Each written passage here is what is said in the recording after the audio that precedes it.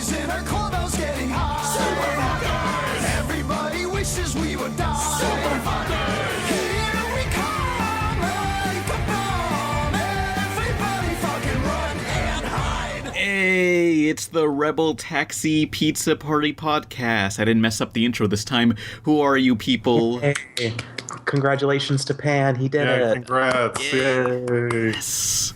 Who are you people? I'm Nolan. Hey, I'm Jim. And we have a guest today. Who is this person? Hey there, I'm it's Chad from LewTOONS. Reviews, top 10s, drawing videos, all that fun stuff. Yeah, LewTOONS. Yeah. So what exactly do you do on your YouTube channel that you haven't already said by now? Well, basically, the long and short of it is, I mean, if you guys are here on this channel, then something similar to what Pan does with, reviewing cartoons, talking about them, putting them in lists and ordering them, getting flamed in the comments for putting one thing above another, all that good stuff. Mm-hmm. Oh, yeah, totally. For anyone who hasn't watched your videos, which video would you recommend for them to look up first? There's a video I made recently comparing Frozen with this sort of thought knockoff movie called Ice Queen that I'm pretty proud of. One of those awful bootleg Walmart movies? Right, or so it's thought, but it turns out it actually came out before Frozen, and I actually tend to enjoy it a little bit more. Oh, dang. Is it more authentic to the Ice Queen story? Yeah, it's like beat for beat the Hans Christian Andersen story, basically. Wait, how old is it before Frozen? It's came out like 1 year before. They must have knew about like Frozen's development, and they're like, we got to rush this out. Yeah, because Frozen did have a pretty like treacherous development process, and famously like swapping out writers, I think, and changing the complete plot to make Elsa like an anti-hero instead of a bad guy. Yeah, because they came up with a Let It Go ditty, and then they were like, holy shit, guys. We got to make the entire movie based on this one song. Basically. And now they're just sleeping on giant piles of cash. And Yeah. No, they didn't even have... That's why there were no one had an idea what the movie was until like a month or so before, because they were still tinkering with it till like the very end, Mm-hmm.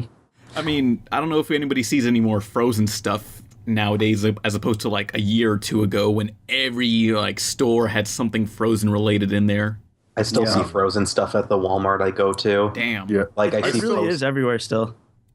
Like I was at my flea market like about a year ago, and there was just an entire table of just some person selling Frozen stuff and have a TV that just plays Let It Go on loop, and it's like, what hell is this?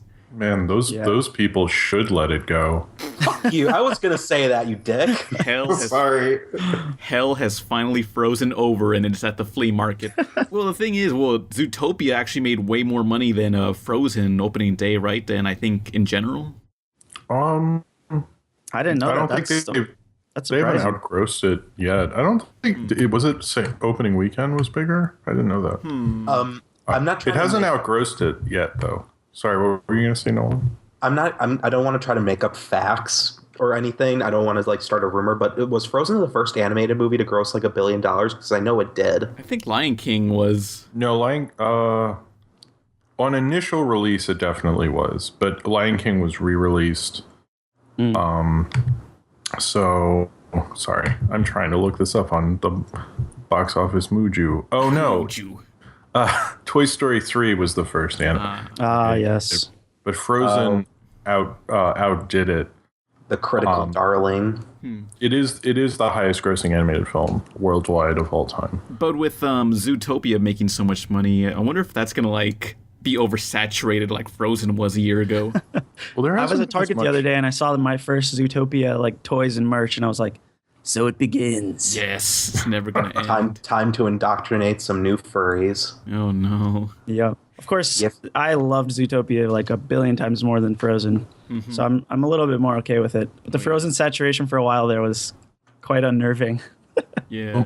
It might just be because I feel like more Zootopia seems to skew a little older than Frozen in terms of like Frozen's more little kids, and I think little kids still like Zootopia, but I feel like there's not that obsession with Zootopia. It seems like the people who are obsessed are a little older, or or at least it feels that way. I don't know. Yeah, I'm surprised Big Hero 6 didn't really take off. Like, you don't see much of anything of Big Hero 6 right now at all. Yeah, I thought it was going to. I think they kind of that did suffer a bit from because when Frozen merchandise came out, they didn't because they weren't fully advertising it to what it really was till like right before it came out. Most people, they didn't know how well it was going to do necessarily, so they didn't put out enough merchandise, and Target and Kmart got like tons of like where is your Frozen merchandise, and Disney got a lot of shit from retailers. So when they made Big Hero 6, they kind of overdid it with merchandise. So I think that didn't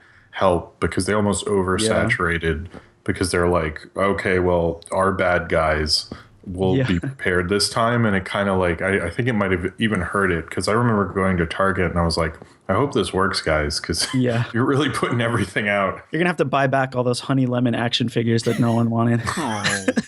Ouch. Called the fuck out. I mean, like, so basically, like, Frozen killed one of Disney's own movies, essentially. I mean, Big Hero 6, I think it did fine, but it just wasn't a phenomenon like those others, you know. I mean, the movie was basically typical origin story for a superhero and also, like, Iron Giant, and that's what it was. Yeah. Yeah. Yeah, the fuck spoilers, I guess, but the ending where Baymax is like, I go, you stay. No following. No following. No following by hero. I mean, it's good at doing the basic superhero origin story thing. It's actually, but it's just we've seen so many of those recently. I think it doesn't really excite anyone at this point. I mean, I think that's why Deadpool succeeded, because it was still an origin story, but it was edited in a way where you start off with him as a superhero and you slowly learn how he got his powers. Yeah, It's a little more fun and jokey and all that stuff. For Big Hero 6, the origin played out seemed like more like they watched like the original Sam Raimi Spider-Man and they're like, okay. Yeah. Montage, okay. Yeah. Family relative dies, an explosion. Yep. There's a montage of them trying to figure out their powers, and then they have powers at the end. Hero goes to some kind of like wrestling thing. Oh yeah. Which he kind of does do. To test everything out. Yeah. I think that was one of the plot lines. Well, one of the plot lines cut from the movie, because there were a lot of ideas that they had that they scrapped. But there's a TV show that they're making, like a cartoon series, and I feel it's going to be better as a cartoon series since they can expand on all those other ideas. Yeah, it totally will. I really hope though that they go back a little bit and don't pick up where the movie leaves off, because I think a lot of the fun could come from like getting those characters to like learn their suits a little bit more in something less than a montage or something more than a montage. Yeah, because all we saw was I don't think Honey Lemon or Wasabi did anything at all. Yeah, not much. No. Yeah, no. Honey Lemon had the most useless power of balls. Hey, there were of different chemical elements like nitrogen and dioxide and sodium. Wow. Excuse me. More elements than Avatar: Last Airbender. You mean that classic Shyamalan film? Yeah. Shut the fuck up. I think they made a pretty cool cartoon about that. Fuck you. Speaking of that, I was calling my mom today, and I was talking to her about movies we saw, and she was like, oh, I liked The Avengers. Oh, and that other movie we saw. And I'm like, what movie? And she goes, oh, you know, with the boy who could bend air. And I'm like, Mom. Oh, no. Mom, stop. Oh, dear. And she's like, I really enjoyed it. I'm like, Mom, please. I was at a Half Price Books and I bought the manga of The Last Airbender. Like, it's a manga based off the Shyamalan movie based on the cartoon series. Wow. So, I mean, it's pretty much beat for beat the same story as the movie, which is beat for beat the same story as the season 1. So, it's just like, how much more can you water this down? Jesus. No, manga novel adaptation, a light novel adaptation. Yeah, well, it's an American-made manga, so it doesn't really count as manga, unless it's Japanese. I'm still surprised that movie made so much. It made like over 100 million. And it made like 300 million. Worldwide, yeah. The budget was 200 million or something like that, and then it made like 300 million worldwide. Oh, so it actually, so it kind of made money, but it just that it was so badly received. They're like, let's just, no one's gonna see this. Let's just stop. People keep making rumors that it's gonna. M. Night Shyamalan was signed on to do another one, and then it just is like, please no. I think he was, but yeah, and I've heard some scary rumors about that as well. I don't think they're gonna bring it back because it was like so badly received. Like I haven't seen a movie get like killed like that. Like I mean, you'd think like someone would do that to the Transformers movies, but they'd make enough money that it doesn't matter. But like Last Airbender, like everyone was like, let's just wash our hands of this. This is I mean, it looked so cool from the trailer when I saw it. Like it looked like how a live action Avatar would look like, and the rest of the movie was crap. Yeah, the kid looked perfect. Yeah. The set designs and costumes, it was perfect. And then we learned he couldn't act. No, Yeah. I mean, you know the story that it was just some kid who uploaded a video of himself doing martial arts online. In an Avatar costume. Yeah. As Aang. And somehow Shyamalan saw it and just said, hey, you want to be in a movie? Gonna shave your head, kid? And his parents were like, wait, who are you? Oh, no. I hope he doesn't end up like Jake Lloyd, from the Phantom Menace, the kid. Oh, yeah. Avatar, the reason why Jake Lloyd ended up the way he was because Star Wars was so big. Like, yeah, that's so true. People have forgotten Last Airbender. Nobody cares. No, I'm sure the fans of Avatar still remember. I barely. Never forget. I was a huge fan. I was so disappointed by that movie. I don't care anymore. But like, it's just a funny movie now to me. But like with Star Wars, that was like the bomb dropped on Hiroshima bad. Oh no! That was like and Jake Lloyd's face was painted all over that bomb. Oh. So like all the people who are an allegory for the Japanese that were bombed, they were like, he did this.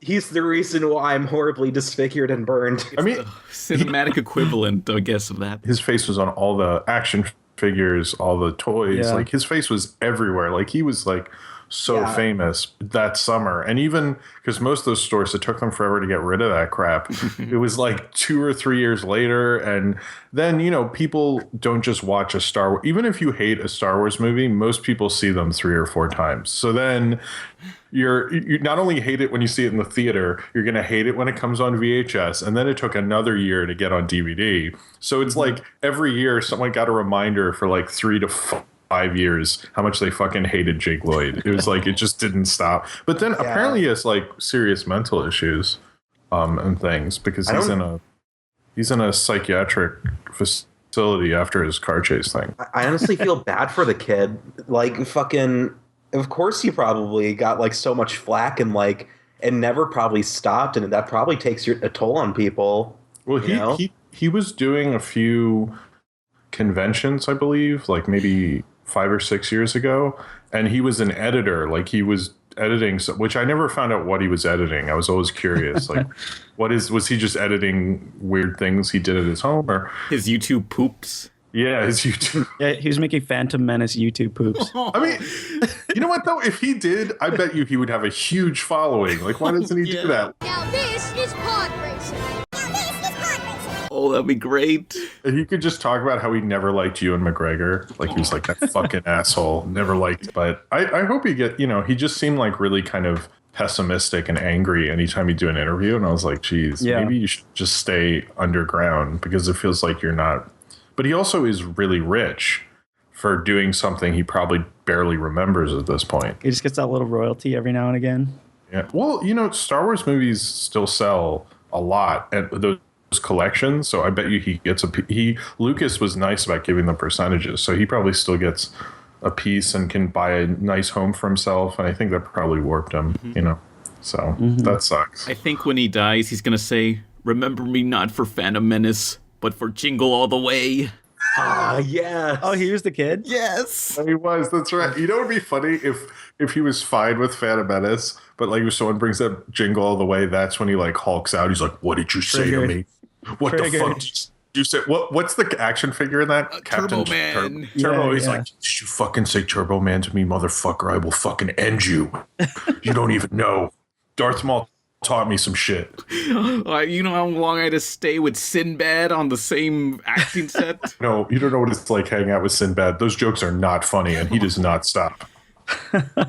Okay, here's one thing that really bugs me about the movie Jingle All the Way is when Sinbad puts on that stupid costume, you know? Like he becomes the bad guy from the lore of the action figures. Yeah. And what he does is like he extends his fist outward and he presses a button and it shoots his robotic fist out, and it punches Arnold Schwarzenegger and the fist comes back to his hand and functions normally. So I'm thinking that he actually sliced off his own arm just to get that mechanical arm to work. Wow. And by extension, just to get a fucking action figure. Yes. He was dedicated. One of my favorite lines. Here, you can have this. But don't you want it? No, I've got the real Turbo Man at home. And I'm like, Oh man. How dare you? That was a sweet scene. You totally would still want the toy. Yeah, I would be like, fuck my dad. Seriously. Like, he thinks like, oh boy, now my dad gets to keep the Turbo Man suit. It's like, yeah. no. And then he's disappointed and he's like, well, now I don't have a fucking action figure. Great. Thanks a lot, Dad, you piece of shit. Yeah. This is bullshit, Dad. This really is pod racing. Oh no. Call back. He never could quite nail what pod racing was. Nobody knew what pod racing was. Well, pod racing is really an abstract concept. He just he kept saying that when he'd get older, he'd get really drunk and go, now this is pod racing. He'd finish having sex. The best thing though to come from the prequels, in my opinion anyways, is the N64 pod racing game was great. Yeah, yes, that was a good game. Although, you ever play the arcade version? Oh, no, yes. I haven't. Okay, the arcade version was freaking bullshit because first off, you had to sit in this chair and you had the levers on left and right. And depending how far you push each lever, that's how much it propels the car. So if you want to go forward, press both forward at the same time. But if you want to go left, you have to have one forward and one back. And it's really confusing. Like, just give me a steering wheel. Yeah. Oh, man. But everywhere, like, I would always see that one arcade game, that or Cruisn USA, if anyone remembers that.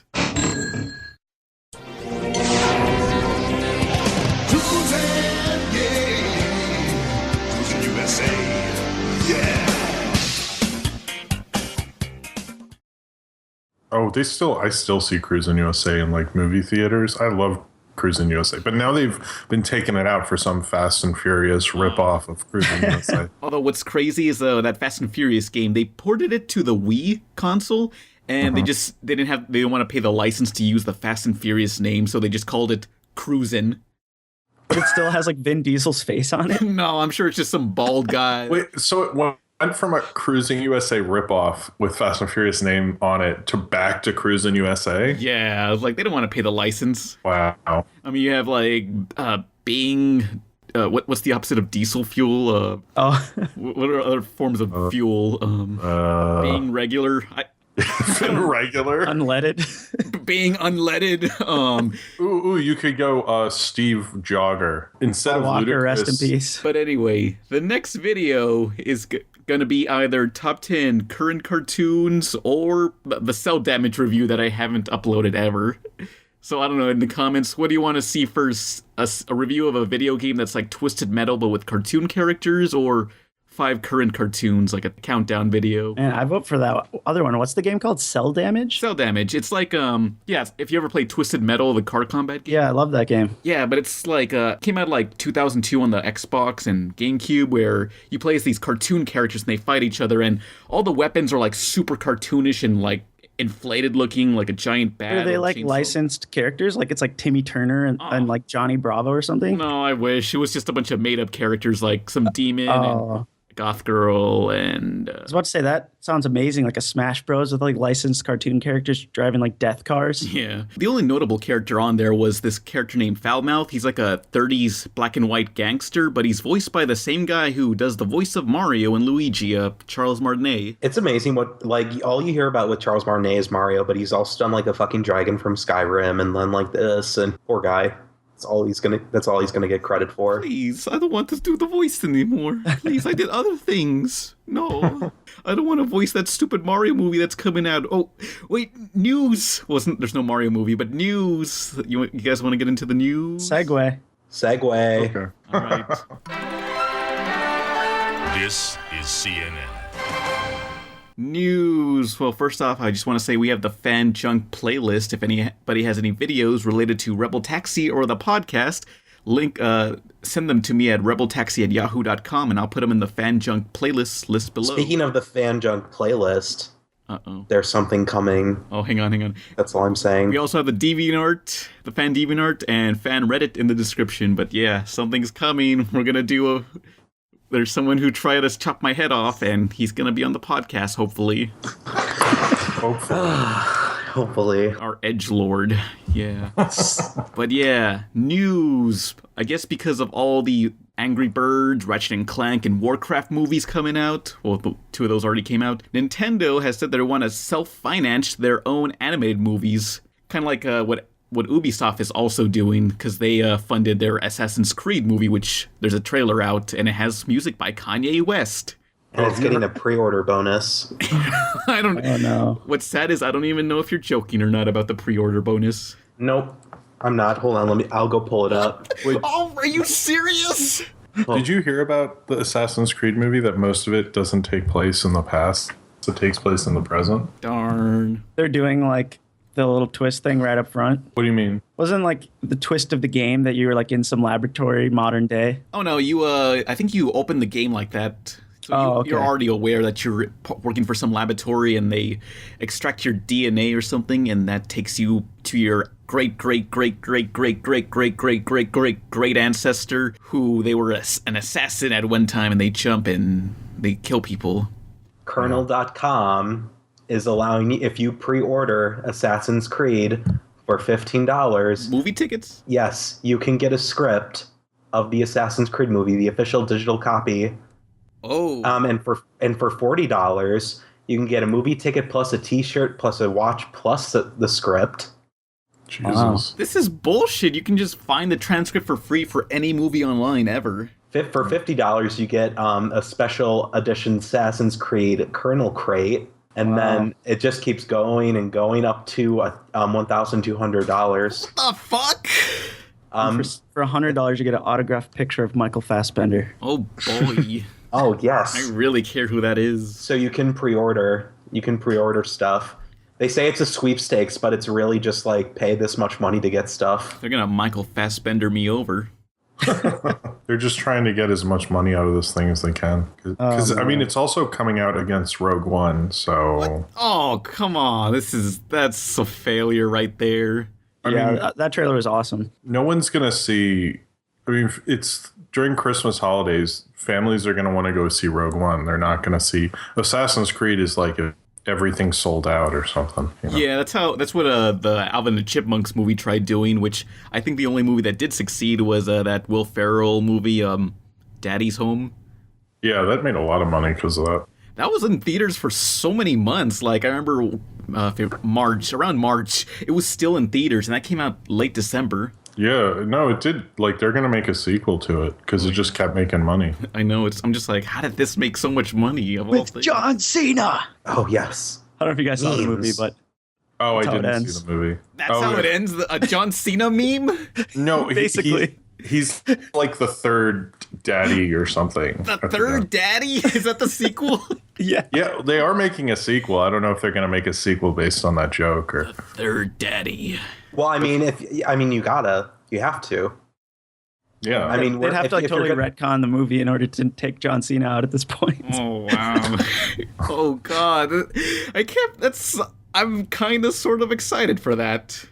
but that happens where you have a huge hit movie and people are, since they're at the theater, they'll see a poster and then they'll be like, oh, you know what? I'll come back next week. And that happens a lot. Like they'll just suddenly like the reverberation effect happens and another movie ends up making a lot more money because of it. And so Daddy's Home, I think that definitely helped it because people were like, wait, Will Ferrell and Mark Wahlberg are in one movie? I'm going. Hey, no, they were in... That's the second movie they were in. Remember the other guys? Yeah, but maybe there are a lot of other guys' fans who are like, shit, we got to come back. Finally, a sequel to this movie. Yes. 5 years The internet has later. been in an uproar about the other guy's sequel. That's also happening? No, I don't know. Oh, damn. Okay, but yeah, Nintendo is self-financing their own films, and they're going to be mostly animated because they're leaning towards animation. They're going to have more self-control on the actual project instead of just handing it over to some jackass and make the Mario Brothers movie. I mean, I'm both excited but also kind of concerned because the last there's been a lot of issues with Nintendo products recently because Miyamoto's been exercising so much control. Mm-hmm. So it's like, do you, like with the current work staff at Nintendo, do we really want the Nintendo movies the way they're probably going to be? I guess the closest thing we have to compare is those Pikmin shorts that were released. Yeah, I know there was also an Animal Crossing animated film, but that was never released here. Yeah. The trouble with, or what scares me anyways, personally about the Nintendo licensed movies is it's a really slippery slope for animation, animated movies, characters to catch on and then just blow up and burn out. Of course, the example being Minions. You give an inch with the Lego movie getting successful, and then they take a mile with Emoji and Playmobil movies, and it's help me. Well, I mean, assuming Angry Birds, that was going to be a success since that's a big property, but Warcraft, that's not as big to normal people. So I'm thinking if that's successful, all these other video game movies will just start coming out, kind of like how in the 2000s all these superhero movies came out after X-Men and Blade. I mean, I've heard that a lot of studios are waiting, have a movie that they can pretty much announce, but are waiting until after Warcraft comes out to announce anything, is kind of what I've heard for a while. So I think if Nintendo is planning something, from what I've read from reports and stuff, it's probably further along than they're letting on, but they just want to wait until maybe around July 4th, we'll start hearing more. Or, it depends on how much Warcraft makes. But it's also coming out the same weekend as The Conjuring 2 and Now You See Me 2.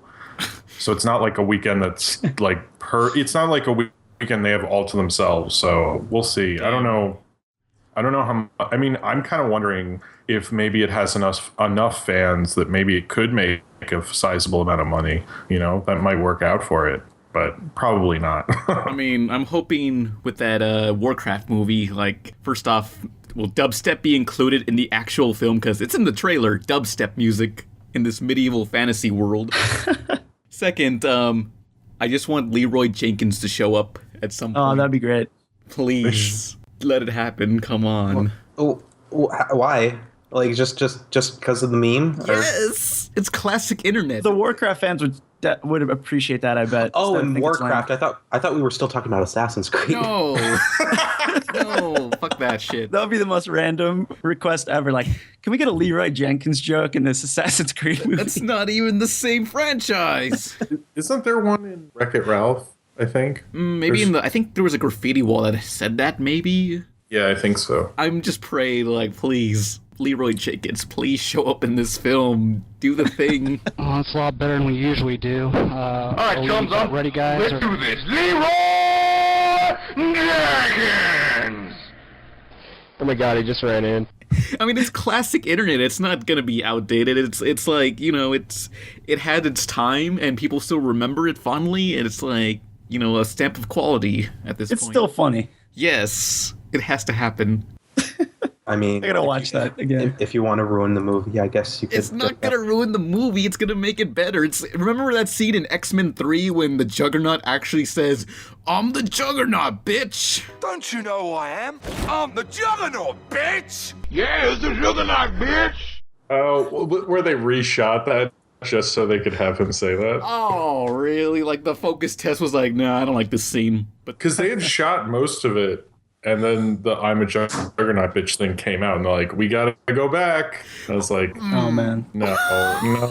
Yes. X-Men 3 is fucking work. Brett Ratner ruins everything. It's hard to watch.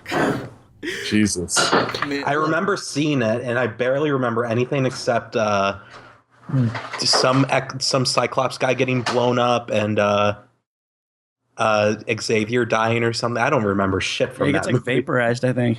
Yeah. I think they've kind of retconned that one away. Hopefully. But Jesus. my favorite scene in X3 is at the very end, after it's all done, like the last few seconds of the film, it just shows Magneto, who has no powers right here, and he's just sitting on a park bench playing chess, and he's just reaching for a chess piece slowly, and he's just reaching very slowly.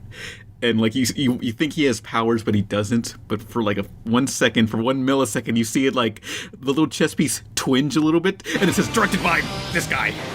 That was the end. Oh yeah, I remember that. That was funny. Like, remember that thing where we took his powers? Nope. It kind of reminded me at the end of Batman v Superman. They show a coffin and you think that person's dead, but you see some dirt starting to rise. It's like directed by Zack Snyder. Both of those things would be so much better if they did the Inception thing, where you see the same scenario, you see the top, and then it just ends. You don't see like a little indication. Like, I think the Superman thing and the chess piece thing would have both been cooler. Just leave it. Don't do the thing. Oh, I thought you wanted to have the Inception. That scene.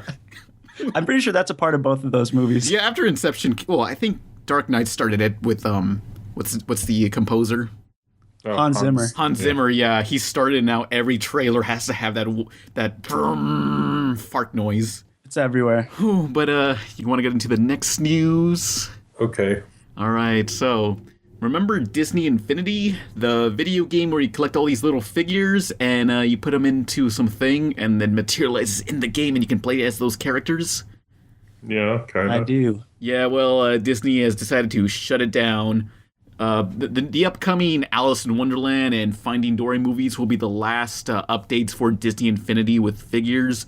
And Disney has decided to completely shut down the developers, Avalanche Software, and lay off its 300 employees. What's strange is also Avalanche Software were the people who made all the movie license games for Disney.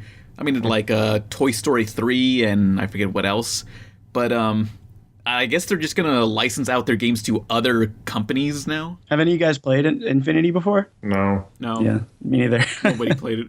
Well, I mean, like, Skylanders became a huge thing with all these collectible figures, and Nintendo's doing it with what's it called? Amiibos? Yeah. Yeah.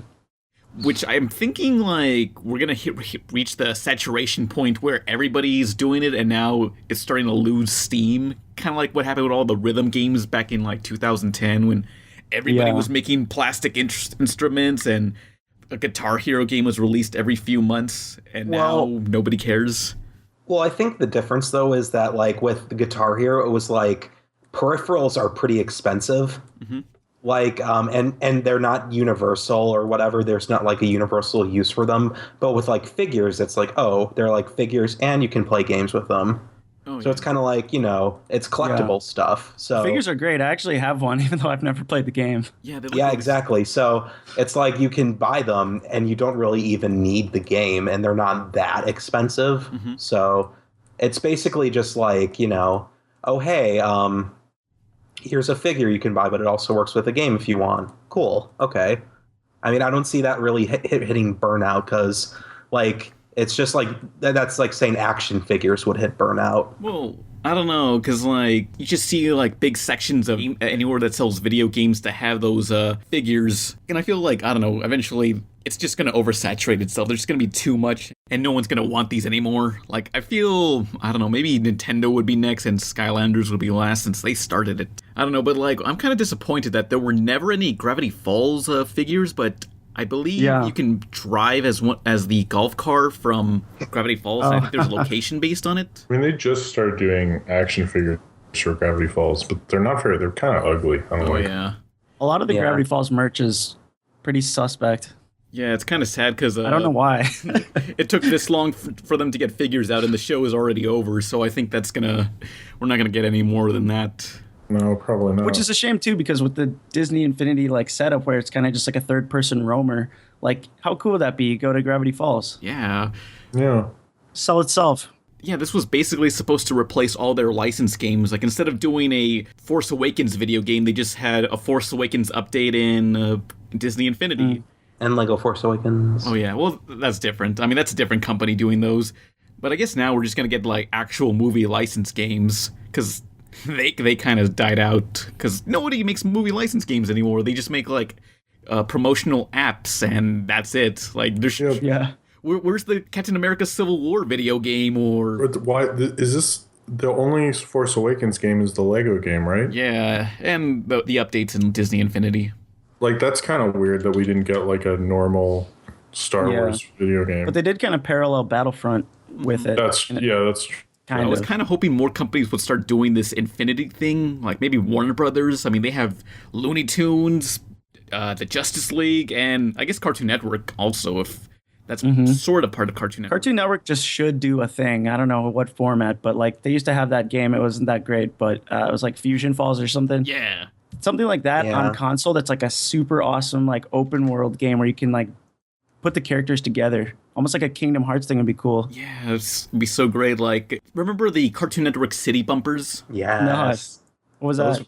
Those were so good. Wait, you don't know about this? Okay, so back in 2005, during commercials, they would have bumpers of the characters living in this one city and always interacting with each other. Oh, yes. I'm just thinking, like, that would be perfect for, like, one big crossover video game or something. I always think of the one where, the only one I can really remember, actually, was, like, where the Megas XLR would, like, race the mystery machine, and then it would just go, like, morph and just fly away, and, like, the whole, like, mystery gang was, like, well, fuck. Nice going, Fred. Yeah. I mean, there are a few crossover games like that Smash Brothers clone, Punch Time Explosion, and also a racing game, which the racing game for Cartoon Network is completely broken because no matter how far you get into the lead of first place, the game would automatically adjust the difficulty so that the opponents would always be like 20 feet behind you, and the game just turns into a humongous clusterfuck of just people throwing items everywhere, and it's one of those games where you think you're about to win, like you're in first place, and like one little slip up just puts you back into the last place. Doesn't sound very rewarding. No.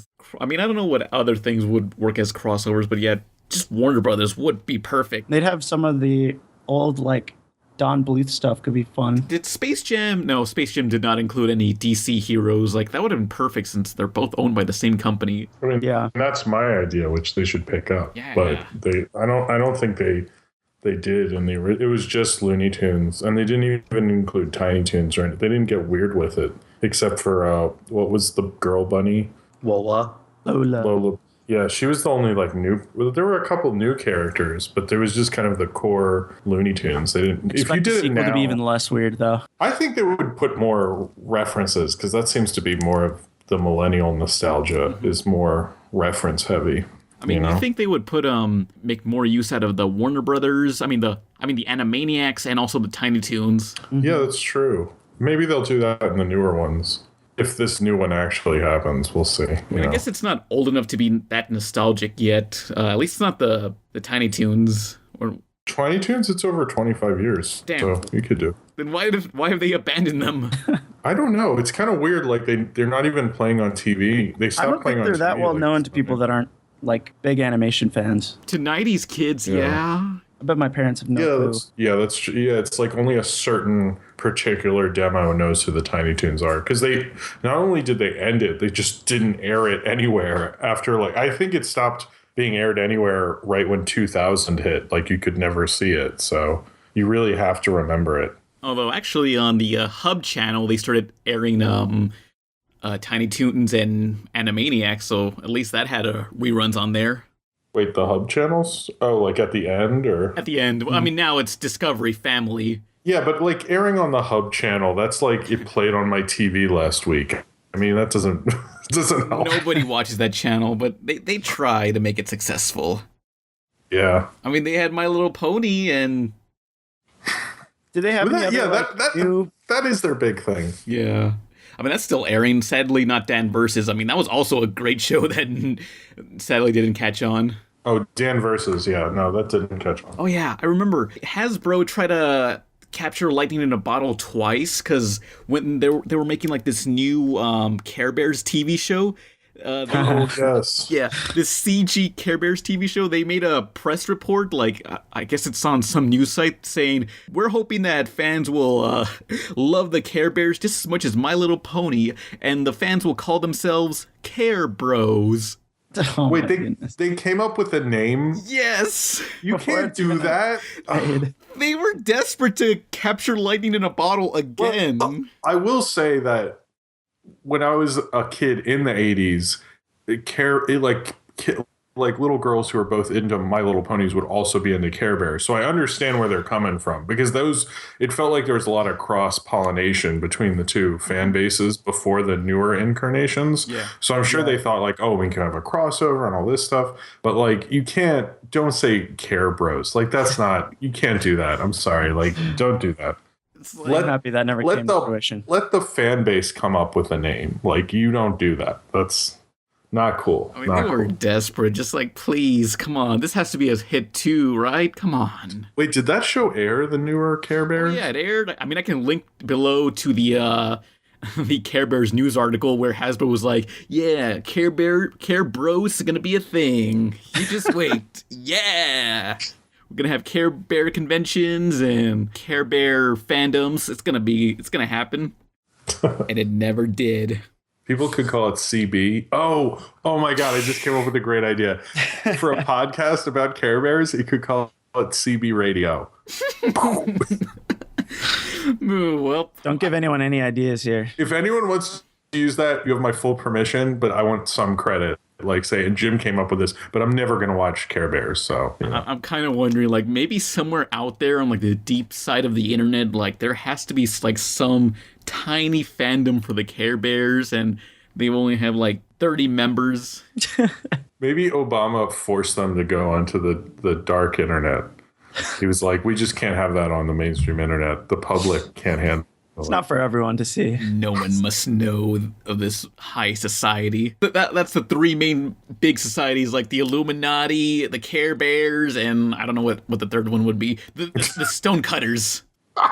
The 2015 exclusive Care Bear reboot fandom. I love it. Well, the Care Bear reboot fandom controls everything that happens with the Care Bear reboot. It's just that has no power.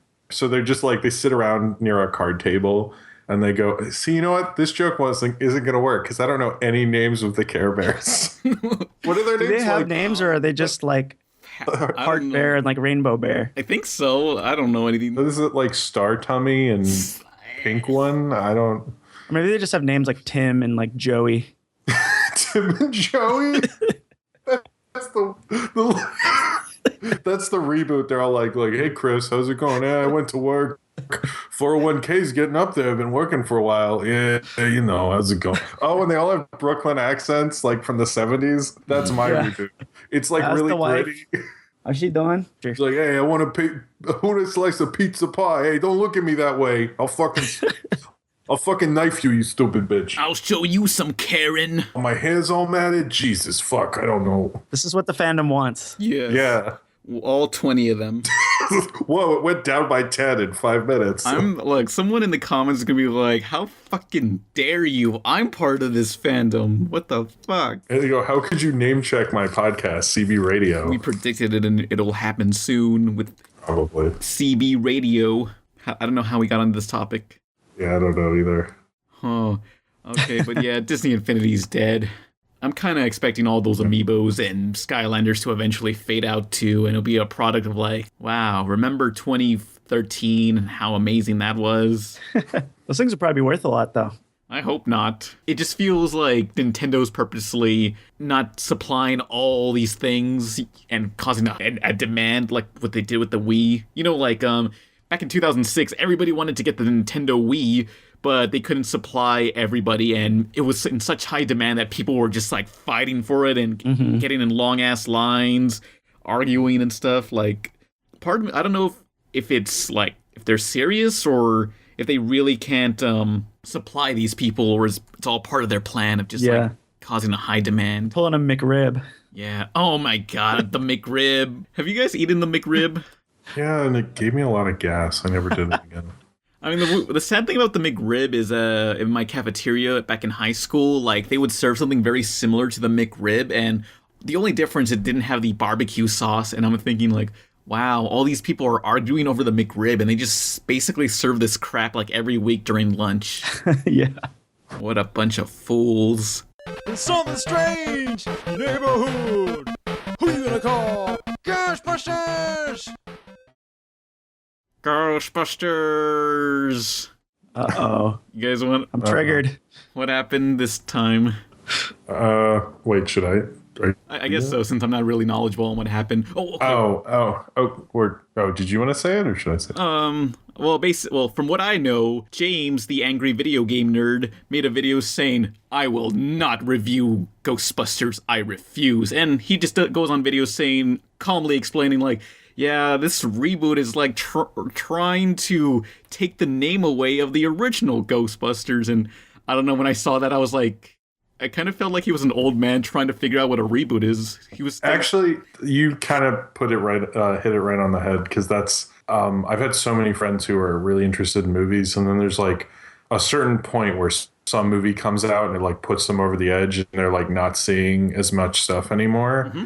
Because they start to realize, like, hey, maybe this isn't for me anymore. Like, you kind of age out or your interests change. Mm-hmm. And it felt like he had, like, not to be an ageist or something, but it's like it felt like he had come to that point where he was like, I'm not really into newer movies anymore, kind of thing. And I think some people make excuses and say, like, oh, well, as soon as this happened. But it's like, I look at it, my dad once told me, he didn't like Led Zeppelin after the first album. Like, he just like tuned out, and it's like they weren't very good. And I was like, what? Led Zeppelin? Like, they have a lot of good albums after the first one. What are you talking about? And it's like people just make excuses and go. And it's like sometimes you should just go, look, I'm just not into it. But I think he wasn't thinking about that. But I mean, I don't know. It was a little timing wise. I thought it was a weird way to put out that video, because the new trailer came out the next day, and then the next trailer came out the day after that. And there's theories that he knew the trailer was coming out, that like someone had tipped him off and he planned it. Or the one I like the most, though, is that Sony went to him and said, look, you do this, it has to come out the night before so that we look even better when we put out our trailers. Because you notice all the write-ups on those trailers were a lot more positive because he had done that. I don't know. I kind of hope the Sony one's true, because I like that. What the hell are you talking about? This is no fucking way is all that true. I don't think I'm not trying to like call his credibility, but I just love that story that like they they put that much effort into it, because that movie is clearly like a problem marketing. Yeah. So, but I was just surprised he did that, you know, like I was like, I don't know. I also look at it like, it's like, you remember Fantastic Four last summer? Yeah. I try not to, but we don't want to. Yeah, well, like, remember how everybody was like, before was like, how can they have a black Human Torch? And that's like all anyone talked about. But then when the movie comes out, no one talks about that with the Fantastic Four movie. It's just like, man, the plot, like what was up with that third act that came out of nowhere? What was up with this? It's like a different conversation. The wig. And I think, the wig. Yeah, exactly. The wig at the end conclusion part. But then it's like, if I talk about Fantastic Four now and I hadn't seen it and I said, what's up with the black Human Torch? And someone's like, you mean the guy that was in Creed? The only person who came out of that movie who has a career at this point? Like, you sound like an idiot. And like, you know, it's like you need to see the movie, because the conversation for the trailer ends the day that movie comes out, and the conversation changes. So it's like I don't think Ghostbusters is going to be, I actually don't think it'll be that amazing, but you know, it's like the Michael Keaton Batman thing or the Heath Ledger Joker thing, or all these things that it makes sense to why you are against it, but you need to put it into context, you know? And I don't know if he is thinking about that. But, you know, if I were him, I would just review it and hate on it then, and it would probably do a lot better for him. But I don't know. We'll see. So Fantastic Four was destined to fucking fail every single time it was made into a movie? I mean, kind of. Yeah, we didn't really explain what happened with James. So basically, he made this video. He made this video saying, "No, I refuse. I will not review the Ghostbusters movie that's coming out." And he calmly explains why, basically saying like they had all this time to make a third movie, and nothing comes from that until after one of the actors dies, and suddenly there's a new movie that's coming out. What's the deal? I don't know if he probably doesn't understand what happened with the development, because Bill Murray is the reason that movie didn't get made. Oh yeah. It's not like Bill Murray like purposely made them wait forever, and until he eventually said, "Yeah, just make it, but I don't want to do it." Doesn't and he have an alleged cameo in this movie? Well, yeah, that's because he said like he was cool with it being remade, but he does have a cameo. He's for this movie, but he just was not for the third one that they were planning. And then Harold Ramis died. It's Harold Ramis, like they had already decided to do this, and then Harold Ramis died. So that part of it, it's really Bill Murray's fault. But I mean, look, Ghostbusters 2 isn't that great, so no.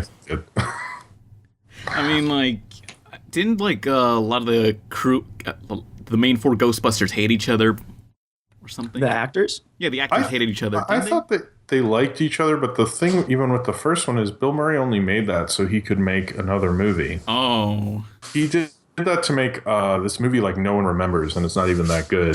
I didn't see it. I forget the name of it, but he was never like invested. I think it was called Space Jam. How dare you? Yeah. That would be so funny if it was. It was like the movie I really wanted to make, Space Jam. No, it's The Razor's Edge. Like he really wanted to make this movie, which is actually a remake of a much better movie, also called The Razor's Edge. But he, that's why he did the first one, and he only came back to the second one to just because everyone was so into the idea. But he did not want to do a third one, and like from the early 90s till, I don't know, like 2013 or something, he was kind of he would get a script and then put it on his desk and never read it on purpose. Like he just kept delaying it because they needed his approval, and he would just not give it until they gave up. So he's the real reason. It's not Bill Murray's fault. The studio wanted to make one for this whole time. It wasn't, I just think they eventually got him to say, "Go on without me." Mm-hmm. But before he would just go, "Oh yeah, no, I'll totally do it," and then never get back to them. He was like a total dick about it. I mean, it's well known. I don't know why he didn't know that. But I think I also, a lot of the people who don't want to see Ghostbusters, they're people who see 5 movies a year. I don't think Hollywood's that nervous about those people, because they're like, I mean, you'll just see Suicide Squad instead. It doesn't matter. I mean, they're not. What I've been thinking about the movie is like it could pull like a Producers. I don't know if you guys have seen that musical or the movie. No. Where, like, it actually will make more money because it's been so reviled in preparation than it would if it was just like a mildly serviceable comedy. Like the hatred, I think, could actually give it higher sales than it would have gotten because it's like so famous at this point. Like I'm going to see it without question. I'm not even a Ghostbusters, old school fan really, besides like Ghostbusters Extreme. But I think now I'm going to like have to see it. I'm like, I got to see like if this is really going to be as bad as people think. So that's like one ticket right there that they're going to get extra. I mean, we always rag on Batman v Superman or Suicide Squad, and I watched Batman vs Superman anyway, so it was like, fuck it. I mean, I saw it, and I knew it was going to be bad. So it's like, fuck this movie, I'm going to go watch it now. But there was a lot of pieces written about the angry video game nerd from places that don't write about him. And there were people going like, is this kind of a review, not reviewing something? And I don't know. I think it went a little too far, but I was a little surprised that him doing that became such a big deal. Yeah. Like it became such a big thing, and but I think the last 2 trailers were a lot better, but I still, my issue with it is I don't think Paul Feig is a great action director, and it has a lot of action in it, so I'm a little worried about that. But I don't know. I mean, it could just be a whole pile of crap, but then in a year, like Leslie Jones and Kate McKinnon could be in a big movie, and it'll be like Fantastic Four with Creed, and then complaining about those actresses will be stupid, but the movie will be bad or something. It's like time's going to change a lot with this. Just people are taking this a little too personally, just because I think they're realizing they're a little too old for. There was never going to be a Ghostbusters movie in 2016 that's going to appeal to a kid who grew up with it in the 90s. It's just not. No. Doesn't exist now. James's idea, like, he talked about how he wanted to have like what Force Awakens did, where like he assumed that it would be better if they had the old cast, but like passing the torch to a new, younger generation. Like, I guess that's what Extreme Ghostbusters kind of was. Yeah. Is this movie like a complete start over, or does it take place in the same universe as the other Ghostbusters? I think it's a complete start over. Damn it! Yeah, to my understanding, it kind of is, but no one's really sure because the people who have read the script are people who can't talk about it. So, if they do keep it in like the same world, the same lore, like they live in a world where those Ghostbusters also lived, then just naming it straight up Ghostbusters seems like an affront to everything. Yeah, I mean, they should have just called it the real Ghostbusters, and people would have freaked out about. Well, I guess people would have gotten mad then. So the legit ghost. No, they call it the legit Ghostbusters. Yeah, I don't know if you should though. When you're reviewing something, you can come up with an idea that's better than their idea, but you can't criticize it for not being something that you came up with. So I think maybe he's doing a little bit of that. But it's like the 90s one where Ben Stiller and Chris Farley would have been the new Ghostbusters. I mean, that one's not going to happen. So I wish he had, I don't know. It's a little weird, but does he still do stuff? I didn't know he was still doing stuff. I'm not trying to be an asshole, but the angry video game nerd. Occasionally makes a video game review like once every 3 months or so. He's like, just kill me, please. Yeah. I had enough. Is he still in, like, does he still do online stuff, or is he kind of out of it? I'm a little confused. Most of his videos now are just like him playing with his friend, Motherfucker Mike. Yeah. Who, Motherfucker Mike blocked me from Tumblr. Really? Okay, so James's friend, Mike Matei, they have an official Cinemassacre, that's their website, Cinemassacre Tumblr. And, like, you assume, like, this Tumblr for Cinemassacre would be about, their videos and stuff. Mm-hmm. But, like, go to that fucking Cinemassacre Tumblr and you'll just see, link below, you'll just see Mike Matei reblogging pictures of people theorizing how big his dick is. Like, they take photos of him in fully clothed, but they see, like, a lump in his pants, and they're like, look how big Mike's dick is. And Mike would always reblog it saying, yeah, I'm totally great, Like, I'm not even fucking exaggerating here. That's seriously what his blog is. And, like, he just kept doing that, and eventually I just got fed up, and I just reblogged one of his posts, and I just said, will you shut the fuck up about your dick? Oh my god. And I included a picture of two characters choking each other. It's the brothers from Mission Hill. Oh yeah. And I guess Motherfucker Mike didn't take too kindly to that, and he just blocked me. Oh man. Look, I was doing a service, I was. I wholeheartedly agree. I'm getting sick of hearing about it too. Yeah, it's like, shut up already.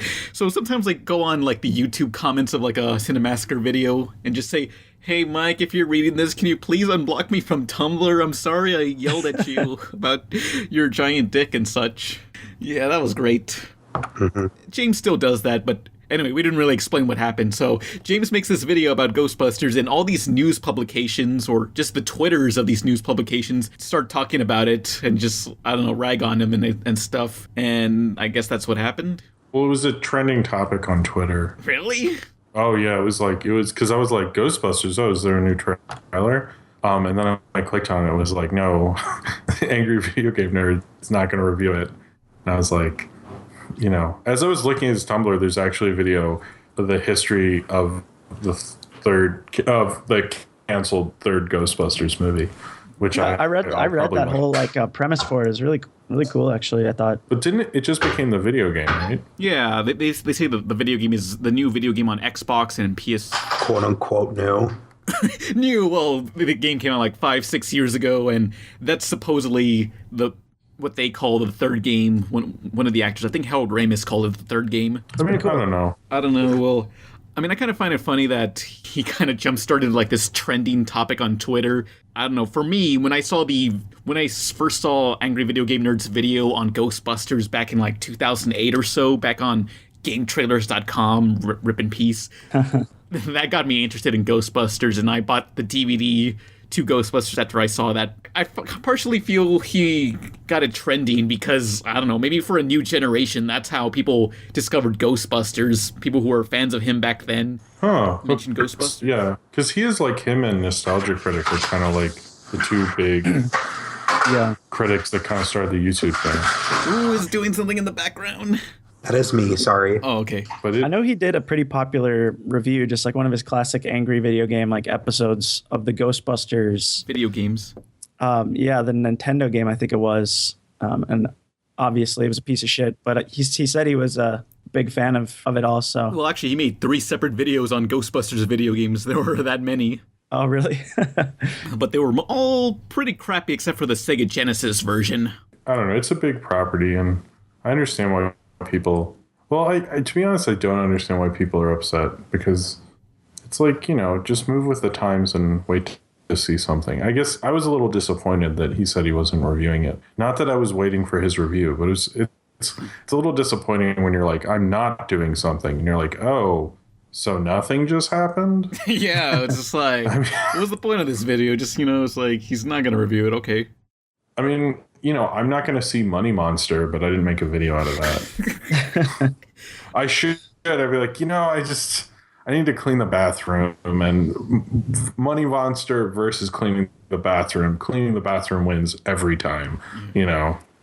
I don't, but just don't. I think it's just a weird thing that a lot of these people are getting upset. It's the first time a superhero movie or a property that they've cared about hasn't appealed as much to them, and I think they're taking it in weird ways, because like even the superhero movies all appeal to most people, but I think these Ghostbusters is appealing to more of a female demo, and I think there's not. I know he mentions that slightly, but I think I may be talking more about generally the criticism of it. Yeah. But I think a lot of it has to do with that, or in a way that they can't. When they say it's not sexist, but like in a way it's not necessarily pure sexism. It's just like, how can this thing that's always appealed to me now appeal to someone else and leave me out in the cold? To me, that doesn't make it a bad movie. It's just like, that just happens, you know? It's just like, what if it's really good? It just doesn't appeal to me. I don't know. I think that happens with a lot of, there's a lot of movies I really like that don't necessarily appeal to me. Not everything has to. So I don't know. But I haven't seen this movie. Maybe it totally appeals to me. You know, it's just, I don't think a minute of a 120-minute movie is a good reflection of it in general. So anyway, sorry. I've talked about this too long. Ghostbusters. Yeah, I was kind of hoping that it would continue the series and it would be like, you know, Star Trek: The Next Generation for Ghostbusters in a way, but they're going J.J. Abrams and just starting over. Well, there's rumors it might, but you know, who even knows? Because I'm sure they've changed it in editing and script and, you know. From a purely surface level, like, I'm so tired of that trend just because you have to be like, so yeah, Star Trek 2009 or whatever, you know, and they reboot and just name it the same thing. You have to, like, qualify it with whatever year it came from. Oh, yeah. That's the only defining trait, what year it came out. The Ninja Turtles. Like, we always have Teenage Mutant Ninja Turtles, and now you have to say which one, the 1990, the 2008, 7, around there. Well, at least with the sequels, we have Secret of the Ooze and then Out of the Shadows. It's different. So. Yeah. So, is that all for Ghostbusters? I guess so, yeah. Yeah. All right. Maybe they'll reboot Evolution someday. Good luck. Yeah.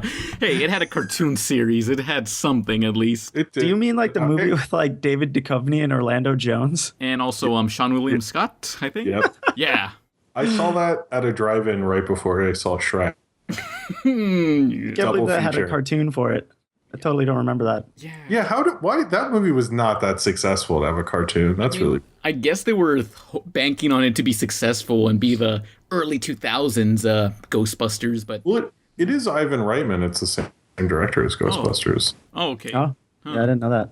Isn't it? Now I gotta look up evolution. And then, of course, when I look it up, Darwin's gonna come up, and I gotta put 2000. Yes, Ivan Reitman directed it. Well, I guess Pixels is this generation's Ghostbusters. Oh, No. True. There's still time for us. No, it's not true. That made money, you know. It made. I mean, not really though. Pixels is a bomb. I don't know. I think that actually made some money, and maybe it'll justify a sequel. But I don't know if Adam Sandler will be in it because he's under contract with Netflix to make a bunch of movies for them, Which do really well for them. Yeah, maybe they'll. Wasn't there some sequel to an Adam Sandler movie that did not have Adam Sandler? Oh yeah, I think there was. There was? Nah, I don't think so. I think there was like a straight to video sequel of like one of his movies where it just like had a different actor. Like sometimes they'll do it with like action movies. Which one would they even do that with? That's so weird. I don't know, but speaking of those reboots that just have a different actor for a franchise, like, have you seen that they made a TV series out of both Rush Hour and Lethal Weapon recently? Yeah. Rush Hour got canceled. Well, that sucks. Already? Yeah, apparently I didn't know it aired, and then I saw a thing like Rush Hour canceled, and I go, what? When did this come on? That is such a bizarre trend, and like they'll make just like a full TV series. There's like The Odd Couple and Minority Report. They're just like, people like that movie. Let's make it a TV show. With none of the original actors. I mean, Well, for Lethal Weapon and Rush Hour, they're just like, yeah, just find two people with the same ethnicities as the stars of the movie. It'll be fine. Well, you'd think if they're going to reboot Lethal Weapon, I would think the smarter thing to do was to make, I'm going to screw up the names. Well, I'll just use the actors. Is to make the Mel Gibson character black and make the Danny Glover character white and switch it. So it was like this cool little play on, but I guess that would just be like a million other movies. So never mind. I mean, it pretty much was just any old buddy cop TV series that they just say, hey, this is Lethal Weapon, whatever. It's all about that name recognition. I mean, the first one I like the first two a lot, Lethal Weapon movies. But I saw the trailer. I was like, I'll watch one if I remember to in September. And no one did. Yeah, probably not. I mean, the opening scene's cool where he like grabs the slice of pizza that's in a briefcase or something. That part didn't work for me, but whatever. I haven't seen it, but that sounds amazing. But then he walks out like he knows a bomb's gonna go off, eating pizza all slow. He's like, hey, I'm all cool. I'm a loose cannon eating my pizza, and then it goes right behind him, and yeah, that's not a joke. That's a trailer. Wow, that's a great scene in Ninja Turtles, I believe. Is it? I don't know. That sounds like it'd be a Ninja Turtles thing. You guys want to get into the questions if we're all done with reboots? I think so. We'll never be done with reboots. No. Or will reboots ever be done with us? Do you think like in a couple of years, like 10 years from now, like we'll run out of things to reboot and like we'll have no original properties anymore? No, we'll just reboot the reboots. Like I remember a few years ago, Pacific Rim was said to be the most financially successful film that's not animated or based on a previous existing property, and I'm thinking they won't even give that a sequel, so I'm just like worried.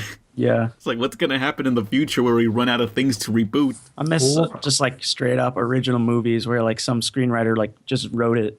Yeah, but nobody's like seeing like The Nice Guys came out this week, and that's, I heard that was good.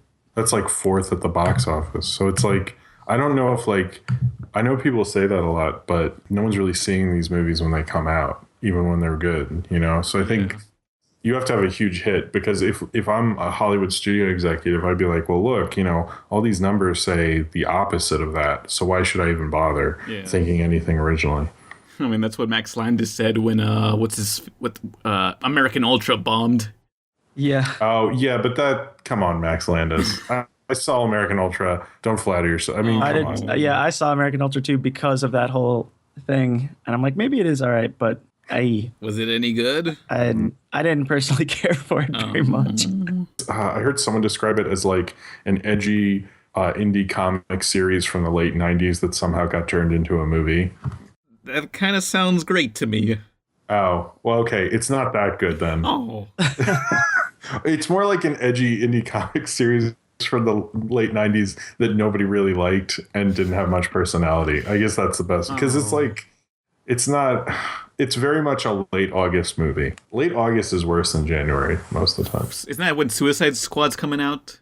No, that's early August is good because that's when they put out Guardians of the Galaxy and Straight Outta Compton. But late August is like Hitman, Agent 47, Oh, and no. like the stuff like they don't really give a shit about because they're like, people are just gonna keep seeing Suicide Squad. Let's just put out whatever. Who cares? Yeah. I believe like they would make 2 Hitman movies. Like they're not connected. It's just like they rebooted Hitman like what 8 years later or so around there. Yeah, 10 years. yeah. Oh, Hitman Agent 47 was really bad. So bad. So you guys want to get into the questions? 100 years passed and my brother and I discovered the new avatar, an airbender named Aang. And although his airbending skills are great, he has a lot to learn before he's ready to save anyone. But I believe Aang can save the world.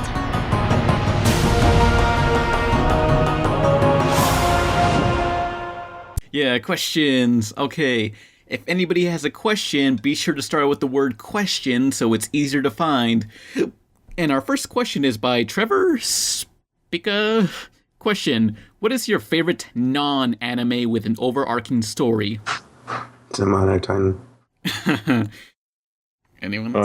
It's never coming back. It's coming back. Like Samurai Jack came back after like, what, 15 years? Like we just got to give Symbiotic Titan 15 years, around there. Nigga, it's never coming back. It's coming back. Yeah, I don't feel good about that one coming back Come on. either. Oh. Believe. Plus, do you really want it to?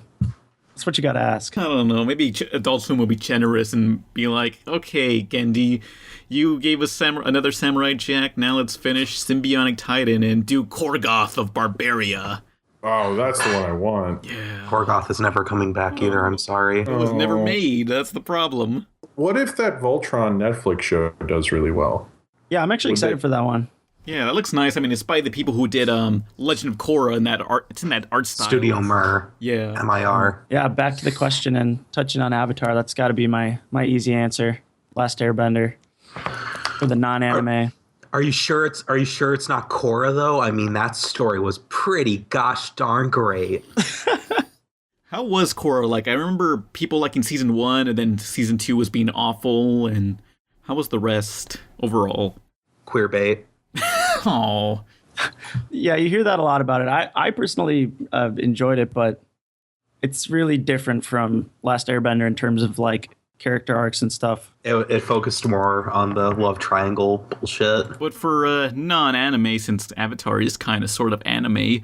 Oh yeah, X-Men Evolution, since I think that actually had like a dedicated plot line. Like you kind of needed to watch every single episode in order, I believe. Yeah, that had a great storyline with that like trio of, I forget what the Brotherhood trio guys like turning good. Yeah. That was like so cool. Before I was obsessed with Teen Titans when that came out, like the years before was X-Men Evolution. I freaking love that show, and I remember I dressed up as Nightcrawler for like 5th grade Halloween. It's actually like the whole thing is up on Marvel's YouTube channel. Oh yeah. Kind of crazy. I don't know if it's still on there. Thinking back to it now, like I remember the one episode, the Bayville Sirens episode, where all the girl X-Men decide to form a vigilante team and they dress in all leather, and there's like a very cheesy music montage with some instances of animation is rotoscoped from The Craft and also Buffy the Vampire Slayer for some reason. I don't remember that one. Sounds interesting though. Anyone else have any overarching story cartoons? I mean, I like the 90s X-Men was actually one of the first I really remember having a big overarching story, because they'd have whole season stories after season 1 kind of does, but season 2, and they had the whole Dark Phoenix saga, which took up a whole season. Mm-hmm. Like, I thought that was cool. But I think Gravity Falls is one I really liked. We also got to mention like the Netflix shows, BoJack Horseman and F is for Family, because you don't very often see story arcs in a comedy-based cartoons. Yeah. No, yeah, BoJack's really good at that on the very second season of BoJack was so good. Mm-hmm. He fucked up. And they flow well into each other, too, which is nice. BoJack fucked it up. Oh, and also Clone High, since that also did the story arc line, but it wasn't as Oh, yeah. I mean, you could still watch each episode individually. Well, now it's like networks encourage that, but for a long time they didn't, because they're like, well, what if someone just watches episode 57 randomly?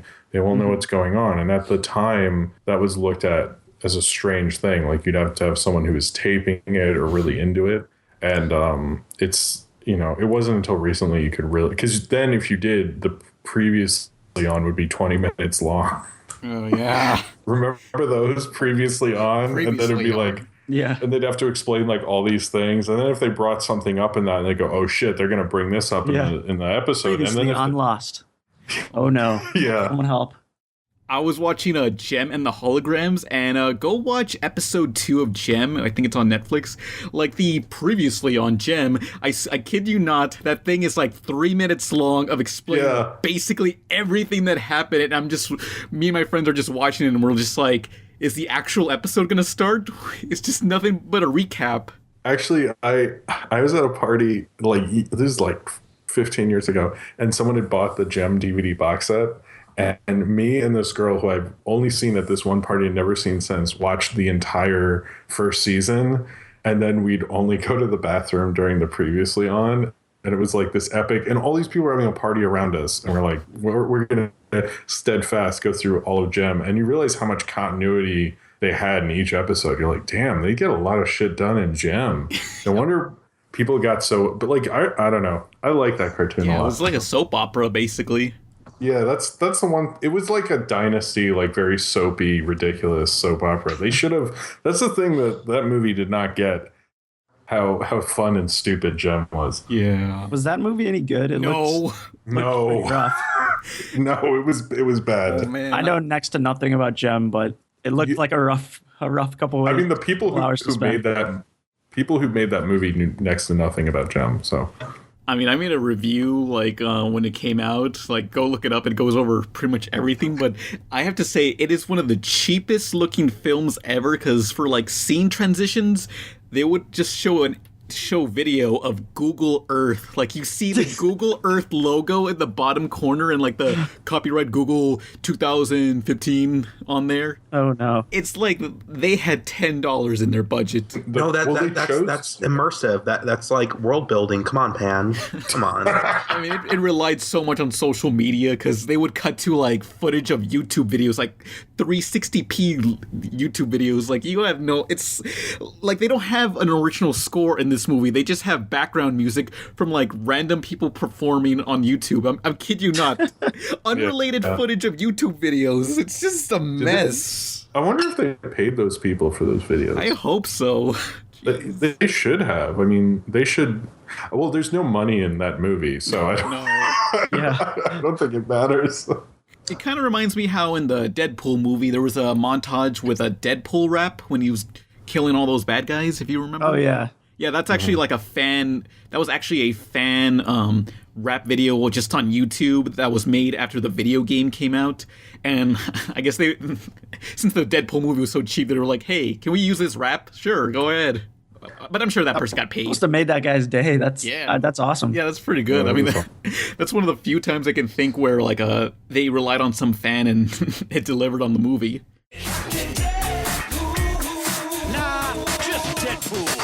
With the mouth, I can't die. 1 foot in the grave, but I'm still alive. Try to kill me, I'll just revive. Then I'll put another bullet right between your eyes. I'm dangerous. Any other cartoons with an overarching storyline? Nope, I got nothing. Okay. I mean, I'm sure there's something else, but I'm too lazy to remember. Yeah. We hit on some of the good ones. So next question, Thor Max. Question, how do you feel about Nickelodeon's new harem anime, The Loud House? Anybody see it? No. I watched the first couple episodes of it. What's the I thought it was pretty cute. Like, it's kind of, I like the style. It's like the Schoolhouse Rock. Like, the shading is like cross hatching. Mm-hmm. I'm probably not gonna keep watching it, but I thought it had its charm. Yeah, it's enjoyable. It kind of feels like it has a Charlie Brown kind of Hobbs feel. Like even some of the background noise, they would have that Charlie Brown score to it, or they would just use like those classic songs you would always hear in like SpongeBob or Ren and Stimpy. Yeah. And I really like how it's got that similar thing to the Peanuts where the parents are like inexplicably absent and like that's just part of the kind of way it works. Oh yeah. Well, the parents are here, but you never see their faces. Right. Yeah, which I remember people. Which, if you remember, for the new Powerpuff Girls reboot, Miss Bellum is not allowed in the show because apparently her something, I don't know, Too sexy or something. I guess so. That's why they took her out. There's an article about that.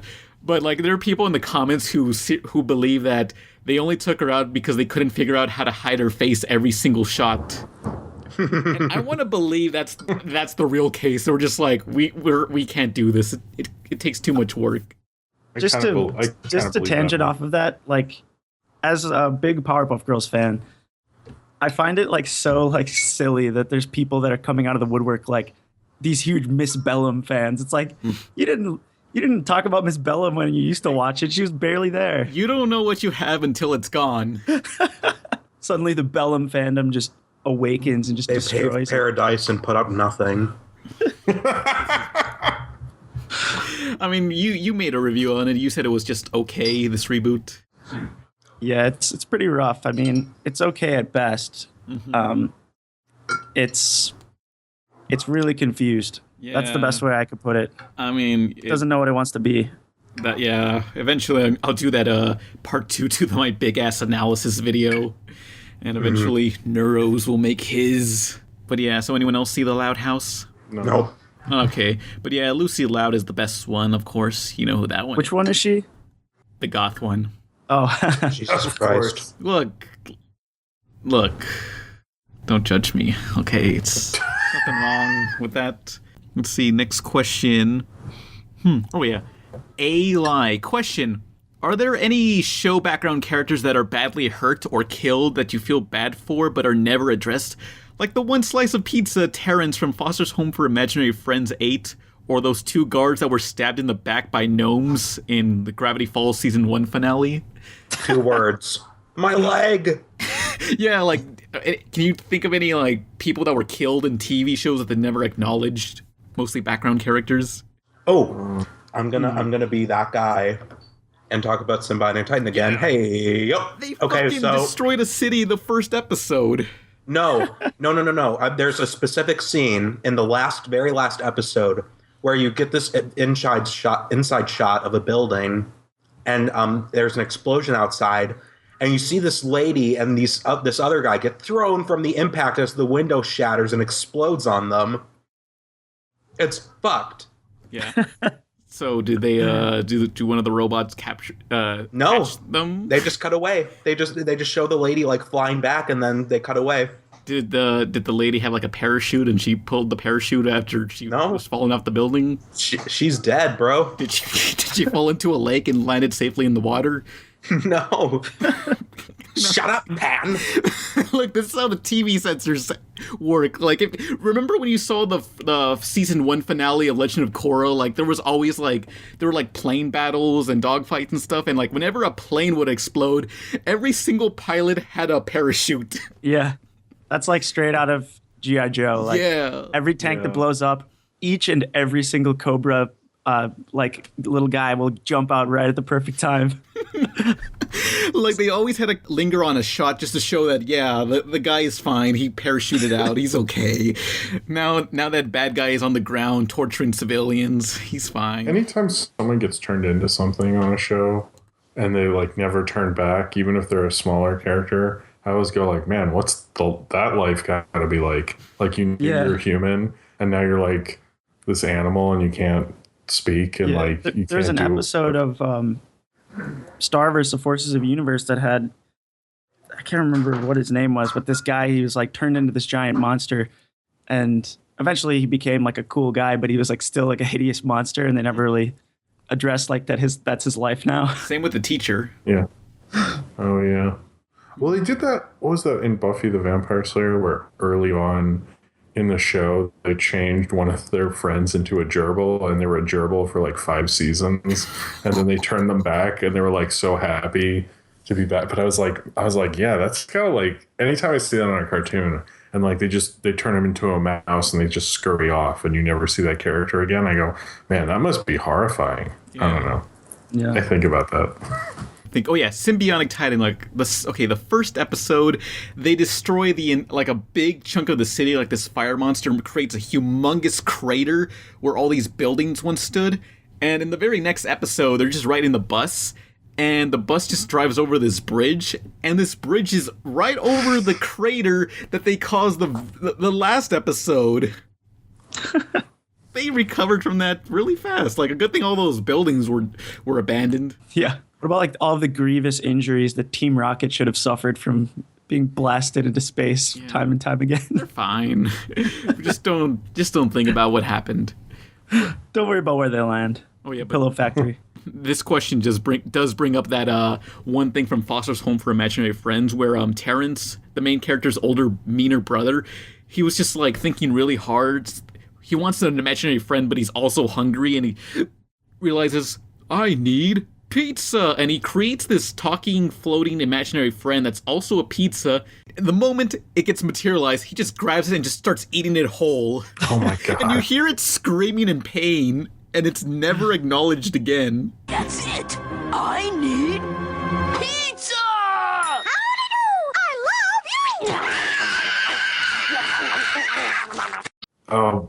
I actually, I don't even know where it's from, but I saw this like anthology type show, and this woman wanted to lose weight, and she signed up for this thing, and it showed up at her house, and it basically made all her food like sentient, and so she couldn't, and she was like really hungry, and like when she ate her food, like one piece of food, everyone like freaked out that she had murdered this guy, and then she, I think, sewed her mouth shut and died. What the fuck? Something like that. It was like Sounds like an episode of Black Mirror or something.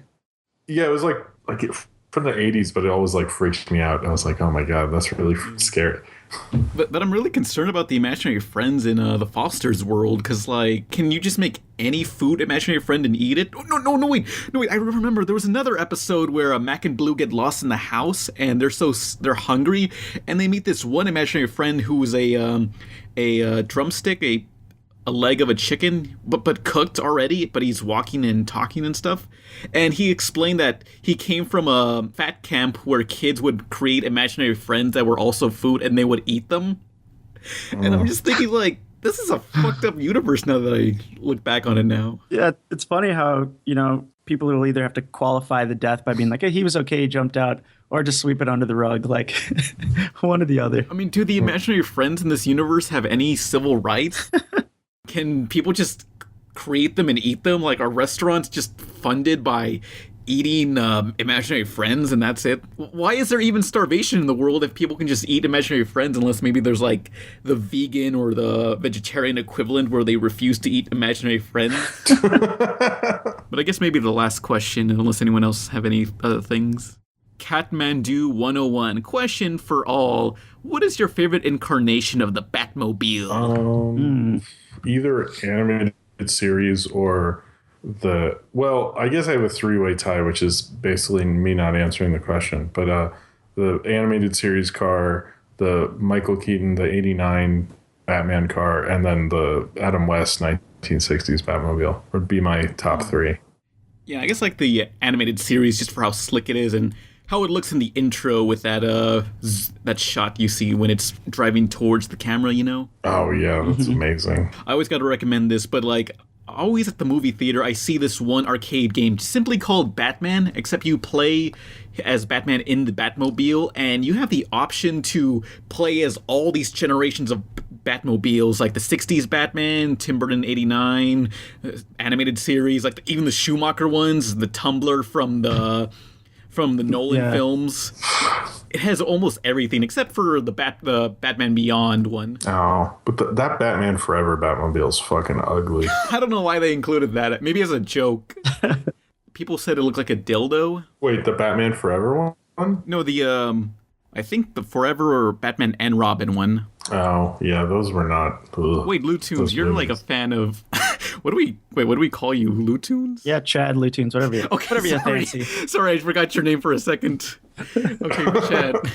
You're like a big fan of Batman Beyond, right? Beyond, yeah. Because I remember we actually sort of almost met each other, but not really. Cause, oh, yeah. I was doing my Spellby cosplay. Yeah, you were dressed as a villain from Batman Beyond, and we were both at Comic-Con, and I was just taking video. It's in one of my videos somewhere, in one of my Comic-Con recap videos, and I'm just scrolling past like the escalator, and you're going the opposite way, And I remember you posted a comment saying, "Hey, that's me and that's costume right there."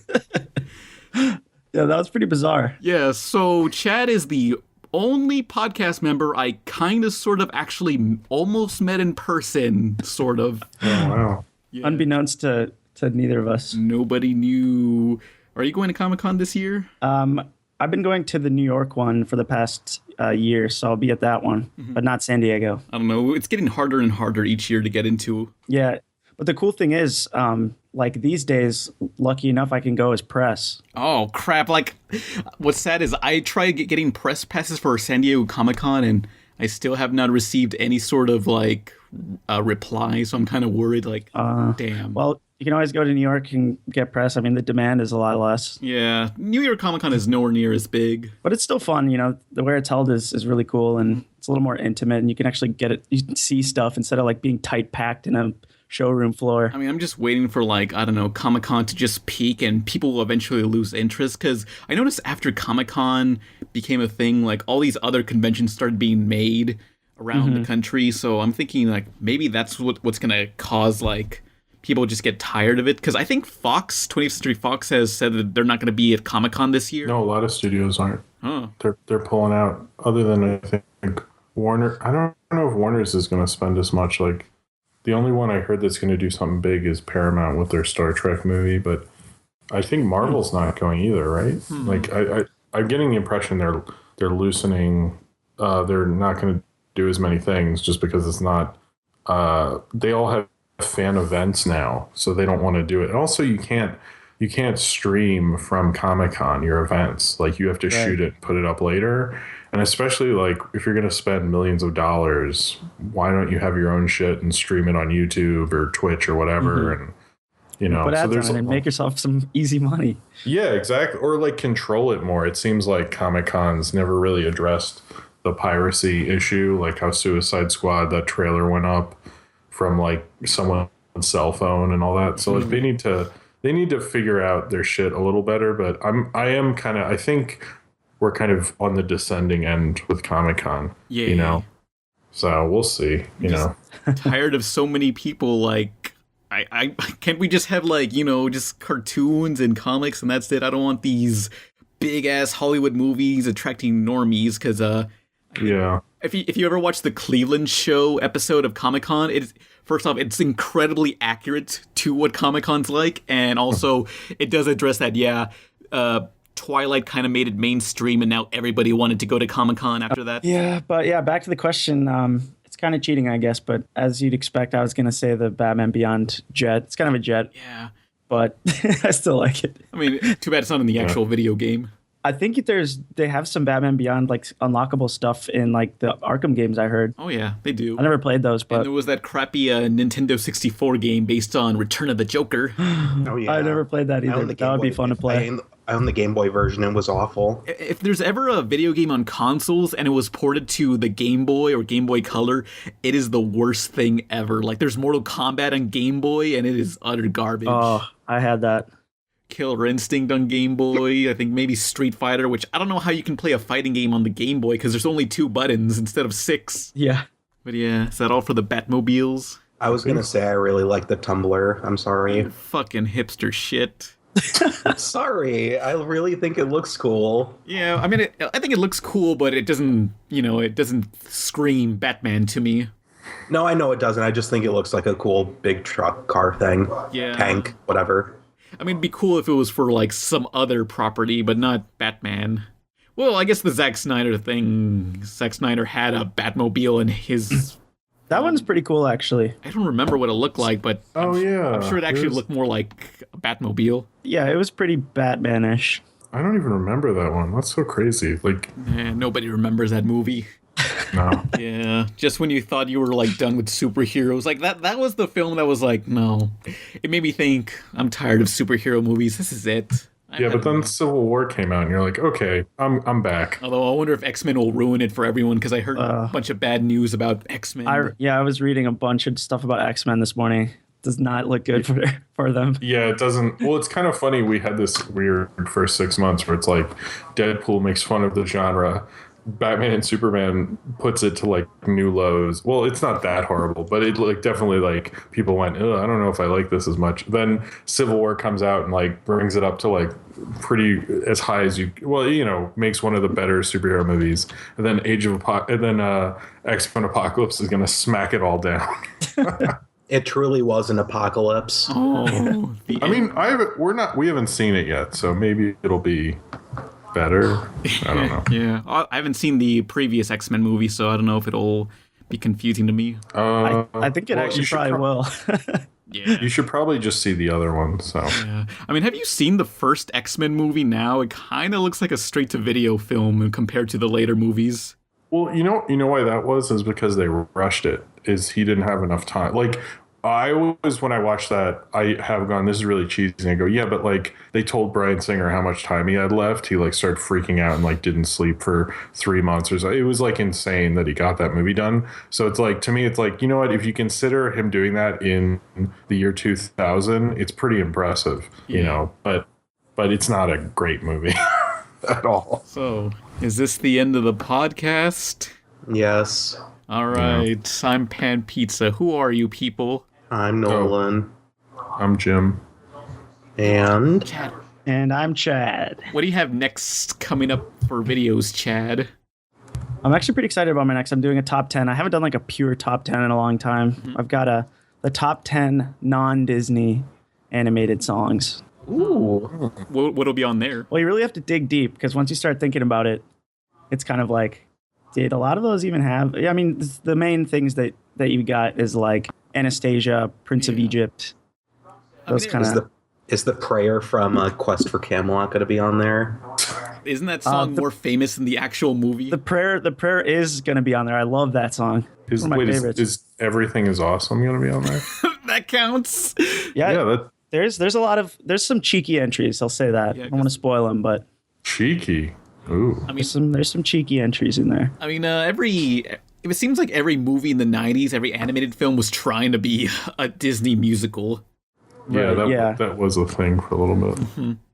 There's some weird ones like Thumbelina and like you mentioned, which one did you, Quest for Camelot with like the lead singer of Journey in it.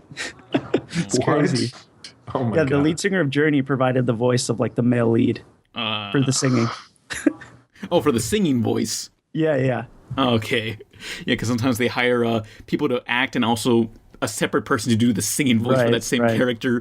And I always think back to Sonic Underground where... yes, I knew you were going to say that. Sonic's voice is voiced by Double D from Ed, Edd n Eddy. And what? His singing voice is Samuel Vincent. Yeah, it's so awful. Like, you want to hear Double D from Ed, Edd n Eddy sing? Watch Sonic Underground, because it's basically Sonic mixed with Phineas and Ferb. There's always a stupid song in every episode. There's something missing, something's not quite right, and I can feel it crawling to me every night. Oh man. Oh, and also what's sad about Sonic Underground is that like it's Sonic and his brothers and sisters who were not in the games or anywhere else, and they were just made for this, and it's really sad that they got Steve Urkel to voice Sonic and brother and sister, and it's just Urkel going, "Hi, I'm a girl voice, that's me," and I've never heard of this, but I'm looking it up right now. It looks absurd. I'm the brother. Whoa, dude, I'm manic, I'm extreme. Yeah, this guy's street. Yeah, it's really sad they would get the one guy to voice one character and also their brother and sister. Like, who would do that? Like, so in this show the characters sing. Yeah, it's a music. Every episode has a song. It's awful. Can't believe I've never seen this before. Sonic Underground. There's 5 Sonic cartoons. Well, 6 if you count the Japanese movie. It was an OVA series meant to introduce a new anime series, but Sonic's not popular in Japan, so yeah. But it has the worst voice where Sonic talks like this and Tails talks like this, and he's always out of breath. Sounds fantastic. It's awful. Yeah. So is this the end of the podcast for reals? Yes. Yeah, play me out Emily and Stephanie, who are my brothers and sibling. No, wait, who is my sister and sibling. Yay. You can dress me up in diamonds. You can dress me up in dirt. You can throw me like a lineman. pain. I like it better when it hurts. Oh, I have waited here for you. I have waited. You make me wanna LaLa. In the kitchen. On the floor, I'll be a French maid. Where I'll meet you at the door. I'm like an Alley cat. Drink the milk up, I want more. You make me wanna scream. You can meet me on an aeroplane. Or in the back of the bus. You can throw me like a boomerang. I'll come back and beat you up. Oh, I have waited here for you. Don't keep me waiting. You make me wanna LaLa.